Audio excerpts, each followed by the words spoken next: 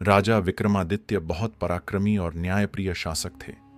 एक दिन एक तपस्वी ने उनसे अनुरोध किया कि वे एक विशेष बेताल भूत को पकड़कर लाएं, जो एक पुराने श्मशान में पीपल के पेड़ पर लटका रहता था।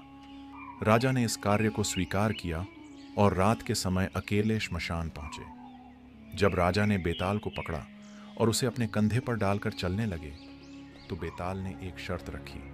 उसने कहा कि वह रास्ते भर राजा को कहानियां सुनाएगा, लेकिन अगर राजा ने बीच में बोलकर कोई उत्तर दिया तो वह वापस पेड़ पर चला जाएगा। एक दिन जब राजा विक्रम बेताल को लेकर चल रहे थे, बेताल ने उन्हें एक रोचक कहानी सुनाई।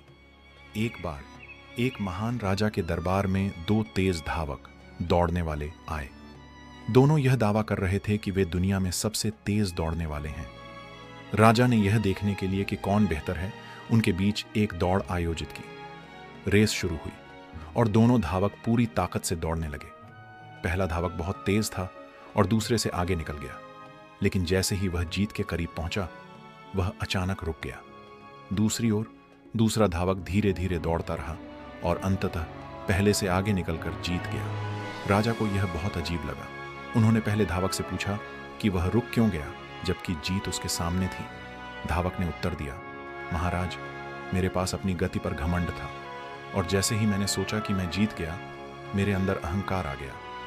इस अहंकार ने मेरे पैरों को जकड़ लिया और मैं आगे नहीं बढ़ पाया। दूसरा धावक बोला, मुझे पता था कि मैं पहला नहीं था, लेकिन मैंने अपने लक्ष्य पर ध्यान बनाए रखा और निरंतर आगे बढ़ता रहा, इसलिए मैं जीत गया। बेताल ने राजा विक्रम से पूछा, राजा, तुम्हारे अनुसार असली विजेता कौन था? वह जिसने सबसे तेज दौड़ लगाई या वह जिसने अंततः जीत हासिल की?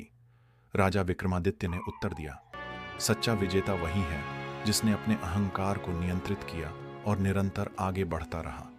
गति महत्वपूर्ण है, लेकिन धैर्य और आत्मनियंत्रण उससे भी अधिक मूल्यवान है। जैसे ही राजा ने उत्तर दिया, बेताल शर्त के अनुसार फिर से उड़कर पेड़ पर जा बैठा और राजा को एक बार फिर उसे पकड़ने के लिए लौटना पड़ा।